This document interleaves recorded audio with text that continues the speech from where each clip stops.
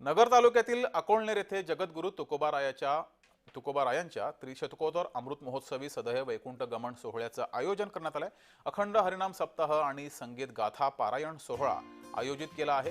या सोहळ्यासाठी देहू येथून तुकोबारायांच्या पादुका हेलिकॉप्टरनं आणण्यात आलेल्या आहेत।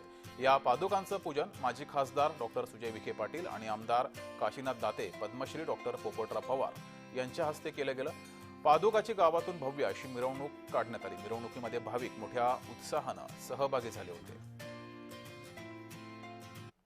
प्रथम तर नगर तालुक्याला हा मान मिळतोय हेच सगळ्यात मोठी गोष्ट आहे।